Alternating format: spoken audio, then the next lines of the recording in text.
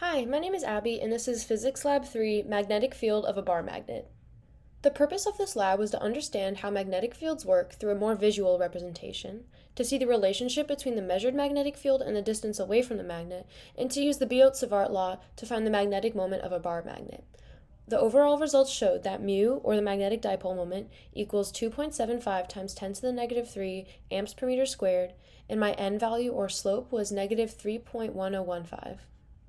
A fundamental principle of this lab was that we can use a bar magnet to model a magnetic dipole. We use the Biot-Savart law, which is displayed here, and we use the distance dependence formula for a bar magnet here. K is constant, and you can plot it to find the slope n and the natural log of k. You can find the magnetic moment mu also using this data, and this equation here can be rearranged using natural logs to look more like this, which is what we graphed. In my experiment, the system was the bar magnet and the surroundings was everything else, including Earth. The location of the magnetometer was on the phone, pinpointed by sliding the phone perpendicularly to the ruler, both vertically and horizontally. The bar magnet was on one end of the ruler, and I was finding at which the position of the phone relative to the magnet, the strongest magnetic field was being read at. Here's my data and measurements from part 1 of the lab. The on-axis distance from the bar magnet to the magnetometer was found using the ruler from different magnetic field values. 3 trials were conducted for measuring the distance at which various values for the magnetic field were measured. As magnetic field values increased, the magnetometer had to be placed closer to the magnet, as you can see here. I then plotted this data using this equation derived from the distance dependence formula. My slope was negative 3.1015 and is negative, which is expected because the magnetic field decreases with distance.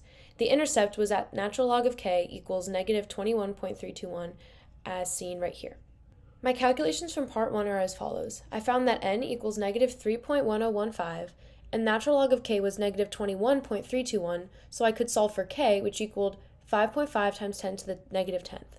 Using the Biot-Savart law for the magnetic field on axis, I set this equal to distance dependence. Using setting r to 1 meter, I could say that k equals this part of the Biot-Savart on axis, and I could solve for mu, or the magnetic dipole moment, as seen here. Here's my data and measurements from part 2 of the lab. I recorded the distance, or the perpendicular distance, where I measured that the net b was 100. I moved vertical the same distance and recorded the net b coordinates as well. I corrected the y value by subtracting the initial by due to the Earth. The average perpendicular distance was 0.192 meters, and the average net magnetic field measured was 4.8 times 10 to the negative 8t. Here's my glow script code. First, I calculated the magnetic moment value up here. Then, I found a function for calculating magnetic field. I set 2 observation locations along the magnetic axis and 4 observation locations perpendicular to magnet axis by a uniform distance. In this part, I created the 2 arrows along the axis and 4 arrows perpendicular to the axis by calling the magnetic field function to calculate at each observation location.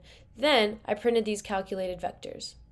Here, I used the experimental average of perpendicular distance is equal to 0.192 meters to determine the hypotenuse distance d.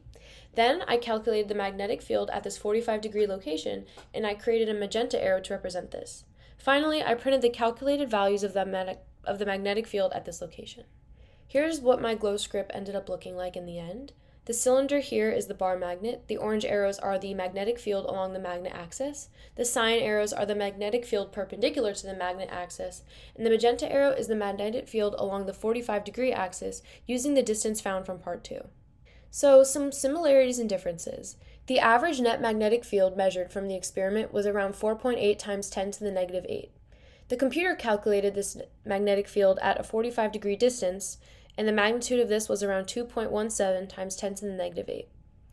The experimental measurement was greater than the computer calculations, and the fluctuation of the magnetometer and adjustments left lots of room for human error in the physical experiment. Also had to account for the magnetic field of Earth, which ties into my possible sources of errors. One error could have been that there was nearby electrical equipment outside, or other objects could have been near my phone. What if you hadn't oriented your experiment to compensate for magnetic north and had instead laid out your meter stick at some intermediate angle with respect to Earth's magnetic field, and how would your results have changed? I would have had to account for the different directions of both the magnetic field of the dipole bar magnet and the direction of the magnetic field of the Earth, and this would have slightly skewed my results. What if you were to stick two identical magnets together end to end and run the experiment again, and how would you expect your measurements to differ? So I think my measurements would have increased because two magnets put together forms a bigger bar magnet with a greater magnetic field contribution. In conclusion, the magnetic field of a bar magnet is distance dependent. This means that there's a greater value at closer distances and a smaller value at farther distances. I can calculate the magnetic moment from plotted data, and creation of a computational data allows for comparison of computer calculated values to physical data.